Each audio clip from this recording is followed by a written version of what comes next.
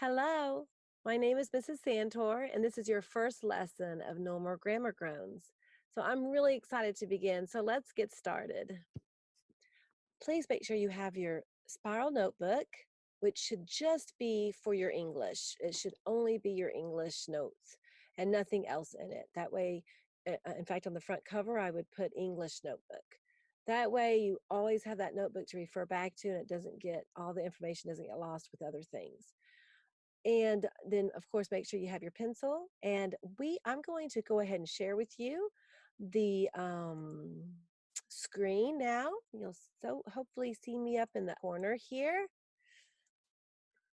No more grammar groans. Grammar made easy with the Super 6. Now, please feel free as you copy the notes that I have down on the board. I'll be putting them on a piece of notebook paper. You'll see here in a minute.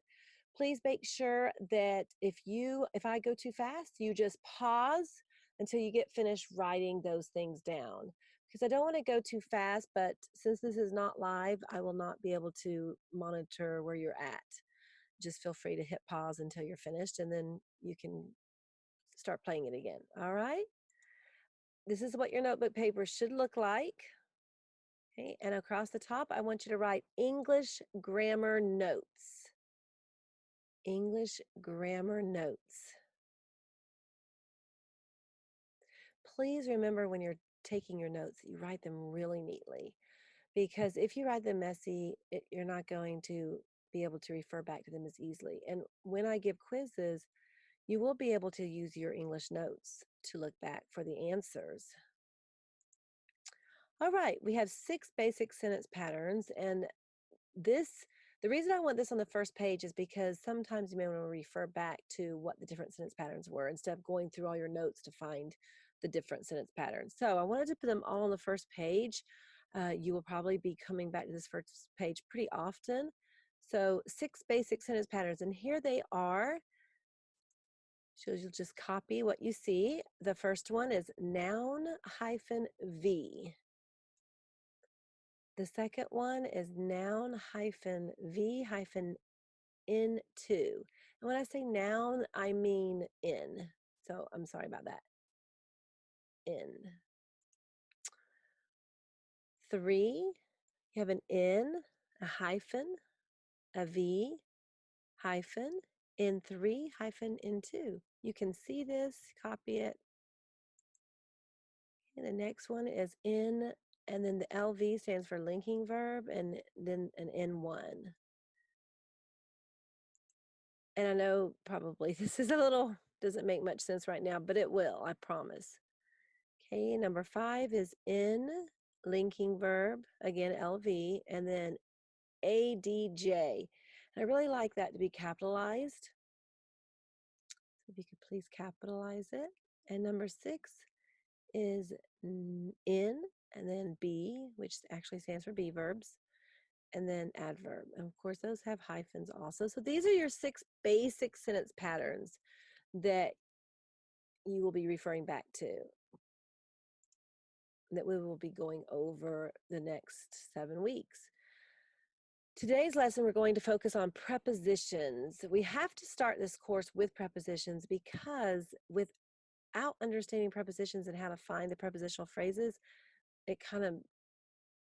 English grammar becomes hard again.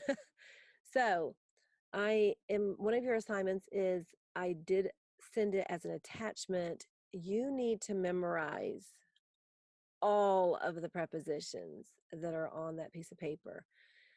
I would start with the first column, and here I'll show you in a minute. So I'm kind of skipping ahead.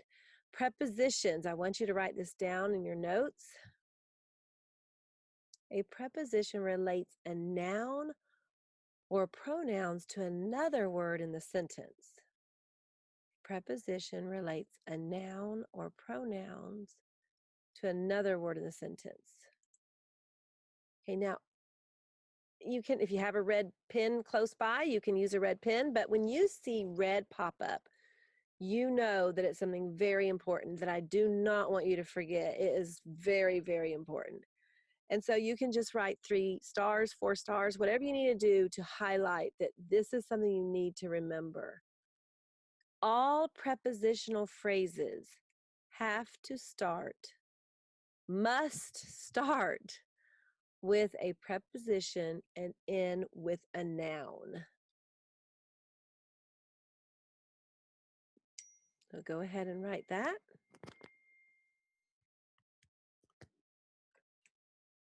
When you're finished,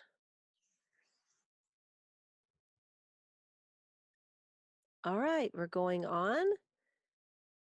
Now, this does not mean that you need a new page. It just means that this is not a big sheet of paper for me to write on, so you probably have more room in your notebook. In fact, it's better if you can fit it all on one page. Examples. Okay, we're going to look at some examples. Now continue to copy everything I write. We're going to focus a little bit on the Titanic during this lesson. I'm sure you've all heard of the Titanic. If not, you may want to look it up, get some information about it. During the night, the Titanic hit an iceberg. I read them out loud because I find that sometimes instead of having to keep looking up and writing and looking up and writing, it's easier if you hear the person reading it. And I will try to always remember to read it twice. That way, if you just wait long enough, you'll hear the rest of it. Okay, it gives you enough time to write the first half and then write the second half. During the night, the Titanic hit an iceberg. Number 2, the passengers on the ship were scared. Number 3, they wanted to get on a lifeboat. They wanted to get on a lifeboat.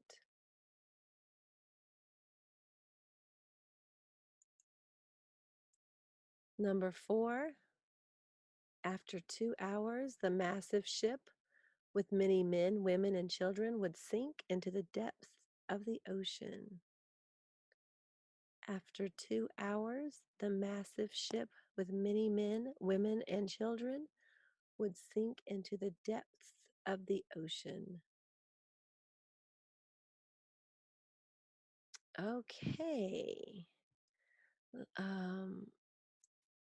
Now, before labeling a sentence, we need to be sure to cross out prepositional phrases. So that's what we're going to do here. I am going to actually pop out of here, and I want to be able to show you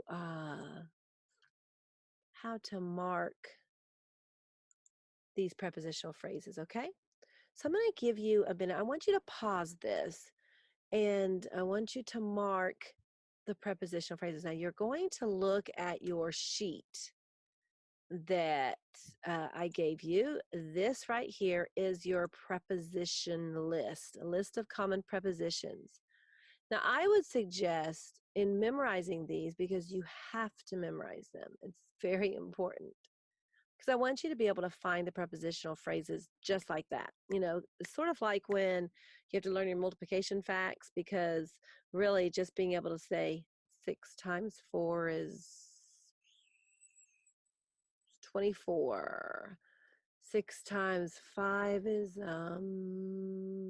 okay, you don't want to learn that way because it slows you down when you're doing math, harder math.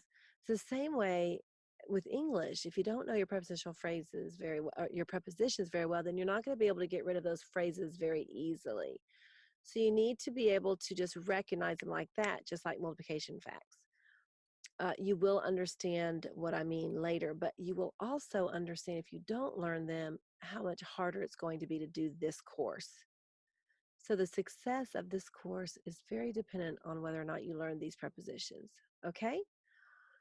What I would suggest you do is you learn all of your A's the first day. And then after you know them, just go over and over and over them. And then after that, learn all of your just the second row, B's and D's and E's there, okay? And they're all in alphabetical order, so try to say them that way. I'll make it easier. And then, of course, a third day, same thing. Fourth day, by the fifth day, if you really focus on these, you should be able to have them. If not, you know, maybe you need to spend one more week doing it, but really work hard to try to get those figured out. I want you to use this list And I'll do the first one here for you. I want you to mark out on your notes the prepositional phrase. So, for example, number 1, during the night, the Titanic hit an iceberg. Well, I know that during is a preposition. And so the prepositional phrase would be during the night. Now, prepositional phrases will always end with a noun. So you just follow that phrase until you come to a noun. And sometimes it may be a compound noun, but you're going to follow it till you get clear to the end of that phrase there. So during the night. And then the sentence will still stand alone without the prepositional phrase. The prepositional phrase helps to make it much better. Helps to make it, gives you more information. Tells when here. The Titanic hit an iceberg. So during is the night is linking over to Titanic and when it hit the iceberg. Okay, now the only thing you have left is the Titanic hit an iceberg, and there's not another prepositional phrase. Okay, number 2. I'm just going to go ahead and do this with you.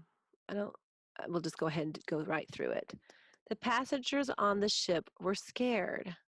Okay, so I'm going to go through here and if I don't know what the prepositions are, for example, I could not go through and list all those on that piece of paper, but I know what they are. I know prepositions, and so I can look at a sentence and tell you immediately what the prepositional phrase is.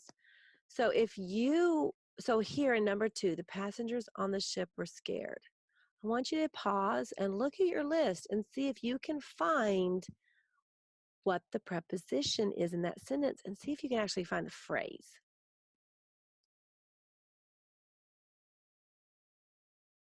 So, what did you find? Did you look and see the word? If you did, that's right. If you did, you would say on the ship. On is the preposition, ship is the object of the preposition, which is that noun that ends the prepositional phrase, and we have the passengers were scared. Number 3, they wanted to get on a lifeboat. Okay, so pause and find that prepositional phrase. If you found it on your list, you would have found on as a preposition. And if we keep going until we get to the noun, we see lifeboat. Okay, on a lifeboat. Number 4, after 2 hours, the massive ship with men, women, and children would sink into the depths of the ocean. Now, in this one, there's quite a few. There's quite a few prepositional phrases, and I did this because I wanted you to see when you get rid of all those things. When we were talking back here about this, the 6 sentence patterns. Okay, those 6 sentence patterns will not, none the ends and the v's and the n2s and 3s and 1s in one adjective adverb will never ever ever ever ever ever ever be in a prepositional phrase. Never. So when you're needing to find the direct object, the indirect object, the predicate nominative, predicate adjective, all of those, you will find them once you get rid of those prepositional phrases. So let's skip back over here to number 4. Pause, and I want you to find the prepositional phrases. Okay, you should have after 2 hours, with many men, women, and children. Now we mark all the way through there because men, women, and children are all part of that. It's a compound noun there. Okay, there's 3 of them compounded together in that phrase. And then would sink into the depths is a prepositional phrase, and of the ocean. If you look on your list, you will see of, into, after, and with all as prepositions. And then, of course, you stop there where it has those nouns. Now, what I have left to work with is the massive ship would sink. Okay, so now that's not going to be too difficult to figure out what sentence pattern it is, which we're not going to do that now. It's just an example of how getting rid of those prepositional phrases, it really helps to make it much easier to understand. If you do not have this finished filling in, then please pause now because I am going to clear the screen.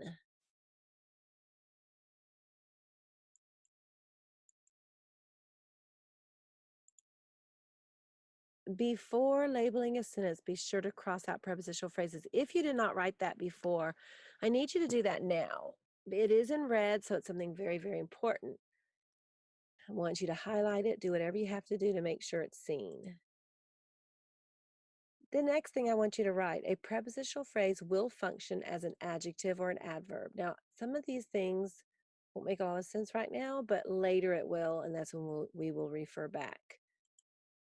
As an adjective, the prepositional phrase will answer the question, which one?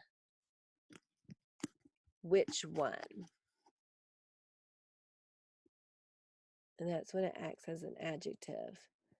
So, for example, the passengers on the ship are scared. Now, again, if I'm going too fast, just hit pause. The passengers on the ship are scared. Which passengers? The ones on the ship, exactly. So this would be an adjective prepositional phrase. Will function as an adjective. This is how it functions as an adjective. All right, next. An adverb, a prepositional phrase, will answer such as how, when, or where.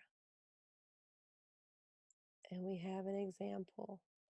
When did the Titanic hit an iceberg? During the night. And where would the Titanic sink? That was the earlier sentence, which we'll look back at those. Into the depths of the ocean. Okay, let me show you that sentence. During the night, the Titanic hit an iceberg. So again, it was when did the Titanic hit an iceberg? That's going to be an adverb, or a prepositional phrase acting like an adverb. And then that other sentence where it says, let's see, where would the Titanic sink? Into the depths of the ocean. That would be, of course, acting like an adverb, saying where. Okay, we have the prepositional phrase here, a list of them. So take a minute, pause, and take a minute or two to go over all the A's and see how far you can get in just those 2 minutes. Also, I want you just to take a glance at them before we do our activity. And I want you to see that they act as placement words so that you know where things are placed. Pause and then come back when you're ready. Now that you are a little more familiar with prepositions, I hope that none of this has been too confusing for you. Hopefully at the end of this activity, you will understand them a little better. We are going on a treasure hunt. We're going to use prepositional phrases to find the treasure. Now, I'm going to do the first 2 or 3 with you, and then I want you to pause, and I want you to follow the path to the treasure, and I want you to come up with, let me see here. Okay, I'll do up through this hut. Do you see this hut here? And then I want you to do 1, 2, 3, 4, 5, 6, 6 more. I want you to do 6 more by yourself. So I'll do the first 6 with you. Here is the boat, and it's sailing. And this is my first prepositional phrase. Into the cove. Into the cove, past the village. So we have into the cove and past the village. Okay, those are two. I could write it down, but it just doesn't write very well. I'm going to type here into the cove, past the village. And then I'm going to say where it stopped at, beside the dock.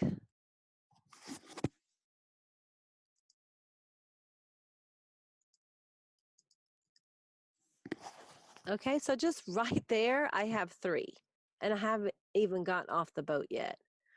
I could even say I step onto the land, or I walk on the path. Now, here, as you can see, there's a river. So I might say that I'm going to cross the river, maybe go over the river. That would be one. And then here I see some caverns. So what would be a good preposition that I could use? Look on your list. What would be a good preposition we could put there for the caverns? It looks like I'm going, do you see the pathway? I don't want to say anything or I'll say a preposition. I am going to say through the caverns. You may have said in the caverns. That's fine. Through the caverns. Out the other side here and past the palm trees or beside the palm trees. And then maybe I want to say, maybe I don't even want to really say anything about this river, but maybe, see, here's the lake. So I'm going around the lake or next to the lake or alongside the lake, beside the lake, over the river, through the river, next to the hut, in the swamp. Okay? So now I'm going to stop here and I want you to pause and write down a prepositional phrase for these hills, for this lighthouse, for these mountains, the waterfall, here, I'm going the wrong way. I'm going the way of the river. Here's some hills, foothills, it says. And the last one, you're getting to the treasure. So what prepositional phrase could you do for that? Go ahead and pause, and I want you to work on those prepositional phrases. We're going to do this activity called layering sentences with prepositions and prepositional phrases. So the first thing you must have is a basic sentence. So you're going to write a basic sentence. The lights were bright, for example. And then you're going to add one prepositional phrase to the end, and no comma if added to the end. The lights were bright in the room. There's your prepositional phrase. The preposition in the room is the phrase. And then for number 3, we're going to add another prepositional phrase to the end. The lights were out in the room on Monday. And now I want you to add one more prepositional phrase to the beginning of the sentence. And so we've added on Monday. Now you must add a comma when you add them at the front of the sentence. So now we have gone from the lights were bright to on Monday, the lights were bright in the room. So as you can see, it makes a much better sentence. It makes it more clear. You now know where the bright lights are, when they were on. For number 3, they moved the on Monday to the beginning, put a comma, and now they have on Monday, the lights were bright in the room. So we're going to try that here. We're going to actually try and add 3 prepositional phrases.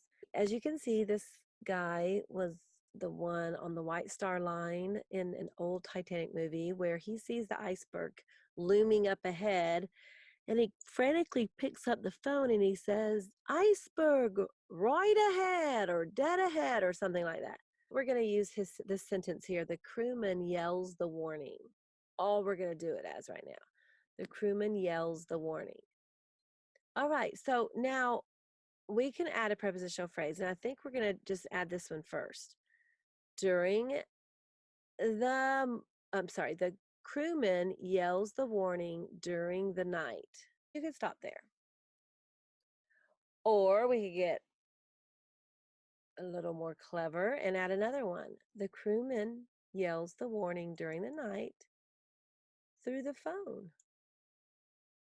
That works good. Let's see if we were to add a third one, how it would sound. The crewman yells the warning during the night through the phone about the iceberg. And then we're going to try to add one more for fun. So you could actually do this at home. Write a short little sentence, pass it to someone in your family. They write a prepositional phrase only. And then pass it to another person or back to you, however many people are playing. They write prepositional phrase only to add more to the sentence. They can't change what anybody else wrote. They can only add a prepositional phrase.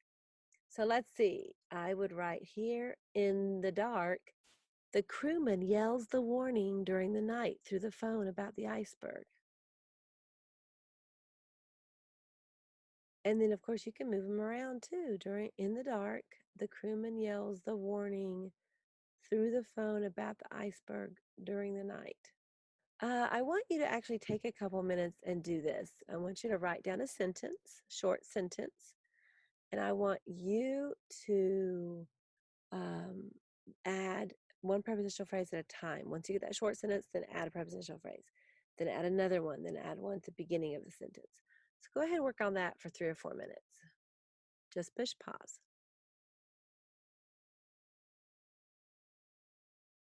I would love to see an example of what you wrote here about your short sentence, and then you added the different prepositional phrases. So if you'd like to send me your sentence, I'd love to see it in the classroom. Let's go on here. I want you to read this poem and see all the prepositional phrases and what you think the item is. Actually, let me just read it for you, okay? I will read the poem and I want you to think about the prepositions that we're reading. Prepositional phrases. Above the ground, across the grass, before a bench, in the dirt, near a friend, next to a gate, on the floor, soaring through the air. And what do you think it is? I think it's a baseball. I mean, I guess it could be several different things. It could be a frisbee. Other options it could probably be. These are some other examples of people who have written poetry just doing prepositional phrases. And it can make for a very interesting poem. So this first one is on the way to work. And I want you to count all of the prepositional phrases that we see here, okay?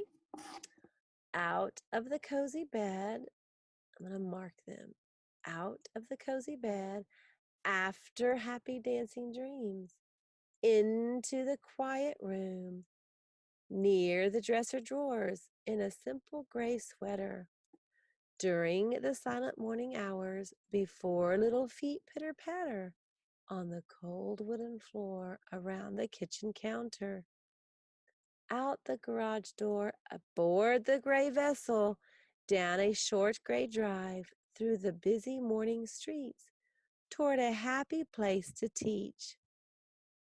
Within the walls of knowledge, past the noisy copy machine, inside a colorful classroom, to my eagerly waiting pupils. So who's this about? It's about a teacher talking from the moment she wakes up to the moment she sees her pupils.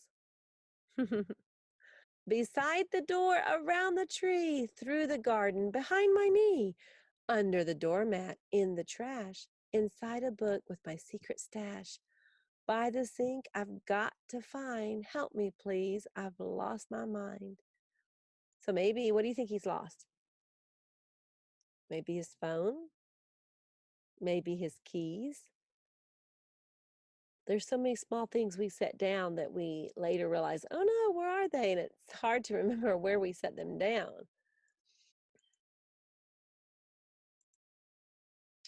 This is going to be your assignment. Write a poem listing at a minimum of 8 prepositional phrases about any subject you would like. It can be an animal, sport, person, place, etc. You may choose to leave the ending as a phrase only, or you may want to add a short sentence as to let the reader know what the poem is about. Or you may want to put it in the title like I did, and then only write the phrases. All right, now I really look forward to seeing what you write. But like I said earlier, I really just want to see the published format. That means the one that you feel like is ready for to be published. So make sure you proofread it and have your graphics and everything you need done to turn it in to me by sending it into the classroom. So this is my poem. And I want you to think about what I'm writing about. Waiting for help during the night in the icy waters for many hours on lifeboats with no help in sight, among the cries in the darkness beneath the stars. As you probably can tell, I'm talking about those who were still alive and in the water, hoping that somebody would come and help them soon before they got too cold. And each one is a prepositional phrase. So I want you to do this, and I believe I said that I wanted you to do, let's see, how many did I tell you to do? 8 prepositional phrases about any subject you would like. Do 8 prepositional phrases. I did 2, 4, 6, 8. I did 8. You could do it on an animal, on a game, just whatever you're going to be able to use prepositional phrases for, okay? That's what I want you to do. We are almost finished here. We're going to finish up with this activity. I want you to think about prepositional phrases and tell me where the things are. So for example, I may want to say, I like to sit and look out the window. I like to lay on the couch reading a book. And on the couch tells where. So where is the couch or the sofa located? Where is the sofa located? Against the wall, or alongside the wall, or beside the wall, or behind the table. And what about the lamp? Where is the lamp? Next to the wall, yes. And what about the picture on the wall?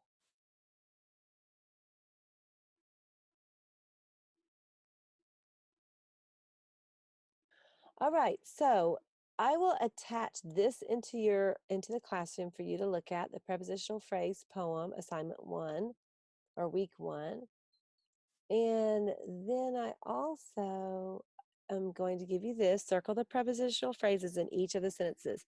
And this is a little bit more information about the Titanic. Okay, circle the prepositional phrases in each of the sentences. So some will be at the beginning, some will be in the middle, and some will be at the end. And then you have let's see, this is a prepositional phrase poem. Then you have the worksheet from last week. I think that does it for today's class. I hope that your hand's not too tired. Good luck with getting these assignments finished. I think you'll be able to do it just fine. And don't forget, you have the creative writing poem where you're going to write something like this. All right. And then please send me that poem. And if you can in any way put a picture or something on it to give it, a little bit more exciting to look at, then please do so. All right. Well, this was a great first class that I enjoyed teaching. And please let me know. You could send me a little private comment if you need me to do something different, or you need some help with something, or whatever it is. Just send me a comment and I'll be happy to see what I can do. All right, well, good luck with your assignments and I'll see you next week. Bye-bye.